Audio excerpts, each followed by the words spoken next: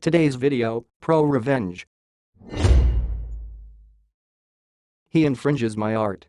I shut down his print shop and ruined his career. A little backstory: I'm an online artist and this took place when I was in my early 20s. There was a popular artist who calls himself a professional and works in the industries. I used to look up to him. Let's call him Zach. Lately, I noticed how Zach's art looked eerily too familiar to a piece of media I've seen before. So I looked up the images and found it too matched up to his art. He was directly referencing official art and profiting off of it by selling it on his print shops online. He didn't make any effort to make the reference to touches from the original piece. I confronted him about it, sending a detailed message not to do that and the possible consequences. I have seen artists in real life who are sued for over $100,000 and to the extent in jail for doing what they did. Instead of being professional and mature about it, he lashed out at me and took it to social media, telling me how wrong I was to falsely accuse him since artists use references and how I could get sued for libel. I was dumbfounded at how clueless he was, not comprehending what I was talking about.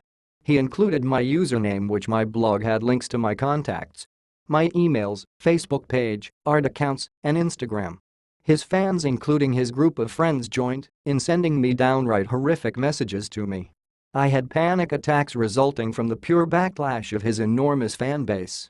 I constantly received hate mail telling me how horrible I am as a person, how shitty my art was, and to the extent of death threats for almost an entire month. The last straw that broke the camel's back was when he directly referenced off of my art and made money off of it. I didn't know how to find a lawyer, and I feel hopeless and angry that I couldn't do anything about it. Later it hit me: if I can't do it, then maybe another artist can, or anyone holds the copyright. The last time I remember, Zach never credited any of these artists for his references. I looked into the art he referenced and examined each official company matching Zach's art. I used Google search to find anyone working for a said company in Voila.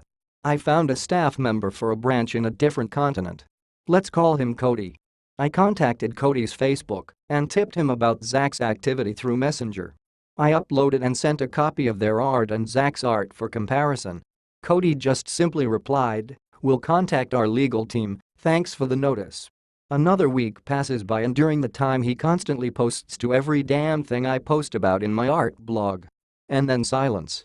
I checked, his print shop was removed. His response to my message was taken down from his social media. He stops talking to his friends publicly.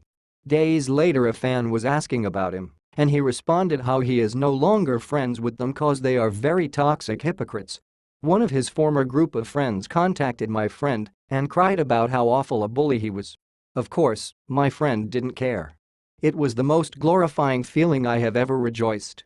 This would have been avoided if he at least heeded my warnings. How he handled the situation was not professional at all. About 5 years later, I had been informed that apparently he has a tough time getting back into the industry after there were allegations of his past copyright infringement. The biggest one was having a lawsuit with the big company Cody worked for. Didn't go above and beyond? I'll delete everything that was above and beyond. Names changed for privacy. The original owner of the business I worked for was amazing. I'll call him Larry. He cared about every employee and realized how much we helped the company with our respective positions. He had even let me go negative on my sick time once when I was hospitalized for a week following a double pulmonary embolism, with the agreement that I would work the time back, and I did. Just painting a picture of how wonderful Larry was as our boss. Larry finally retired after 45 years of running the business and sold it to his son, who I'll call Eric. Most people know how bad an idea that is, but Larry thought his son could handle it. He couldn't at first, but that's another story. Eric thought I wasn't doing enough during working hours, office job, dealing with inventory coming into a retail store, but what he failed to realize was that since I worked up there for 6 years and got familiar with the work, I was really efficient at the job. So much so that I had collected more responsibilities each year. Larry was one of the main people pushing for me to take on more each year, with immediate raises every time something was added. Eric didn't have the same mentality. Eric fired me for being inactive for too long during the day, and another reason which isn't important here, also another story for another time. So I was really active for my last 3 days with deleting everything I had created for the company. It was all above and beyond work, so since I didn't ever go above and beyond, they didn't deserve to keep it. It was signs for products, pictures gathered for advertising, vendor contact information, a program I designed to keep organized and on time for invoices, and a manual I had typed up on how to do my job. They had an old version of my job instructions, but by that time they were practically obsolete, especially with all my extra duties collected over the years. In the 2 years I've been gone, they've had at least 8 people hired for my position who quit within a couple months. I keep getting updates every few months from one of my friends in that office. Edit to address some questions and concerns. I did these things off the clock, except for some advertising images that were for past promotions and no longer valid. I never had to sign anything saying my intellectual property became theirs. Neither the job description nor handbook had anything about intellectual property either.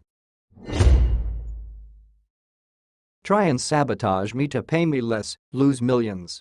Before starting, since I found Reddit, I have met lots of interesting people and shared many experiences with them, and it's been fun. I was talking to someone on the work reform sub and this story came up. I am a tradesman. I left high school at 16 to get my get I want through the whole apprentice to journeyman thing than to some specialized training and university. Because of that, I actually don't fit into just one trade union. You could call me an industrial machinery mechanic. I call myself a grease monkey. Through everything to get where I am, it took 12 years of training. I am specialized to work on medical manufacturing equipment or any machinery that is meant to be dedicated medical. About 4 years back I got recognized by my trade union and was honored as a master of my trade. And these events took place right as that was happening. At the time I was working directly for a plant that manufactured medical tools, needles, syringes, medical tools like scalpels, basically anything a hospital would need. The company, for the sake of my privacy and potential legal issues I am not going to mention. So I had put in paperwork to the management to request an appropriate pay raise ahead of me being awarded as a master tradesman. My own stupidity. Basically with that it would instantly double my pay rate, not saying I was doing bad or anything. I was pulling over 95k Canadian, but the pay bump would be substantial, also making it so I could go anywhere and say, hey, I want a job at XXX pay and be hired on the spot. There's not many people in the country who can actually do what I do, and actual qualified masters, including myself, I can count on one hand. My employer, the faculty's manager, not wanting to pay me more and not wanting to lose me, went to my trade union to petition them to not award me as a master. I found this out and went right to the management. To say I was in a rage would be the understatement of the year. When talking to them, they had the balls to try to convince me that I should decline the offer because I am still so young, that it would be in my best interest to wait for a few years until I am more accomplished. That was the exact moment I knew I was out of here. Now, one of the reasons I was getting this distinguishment was because of something I had patented, just a small idea to save time out of frustration and laziness. In most of the manufacturing equipment there is something called your temperature control gauge. It's like a chip on a circuit board that's soldered in. Well, I hate that damn thing on all machines 99% of the time. If the machine won't run, it's because the damn chip failed. If it's not working, the machine won't run. So to save my time, I cut myself a piece of plastic, fused some copper inside, and drilled the board so if the chip failed I can grab a new one, take out the old one, and just pop the new one in a 5-min fix instead of a 3. He'd take the damn machine apart, take the board out, drill it, solder a new one in and reinstall. Now, I am not a smart man, but because I work with some smart people, they said you need to get a lawyer now and have that patented, and I did. They also drew up a contract that the company can use it free of charge as long as I work there. I'm nice. But if I left, they would have to pay me royalties estimated at 50% of money saved fixing the problem. That chip goes Atlas once a month on every match, and it's a lot of money. Well, knowing this 15 minutes after I left their office, I was back handing in my notice. You should have seen the panic in their eyes. They were begging me to take it back and apologized at least 1,000 times. They really didn't want to lose me, and to get a new person would be almost impossible in 2 weeks. Hell, in 2 months it would still be hard. The other thing is they forgot about my patent. I was pissed. I hated them, and I was just done. Oh, so yeah, my last day was the same day I got my award.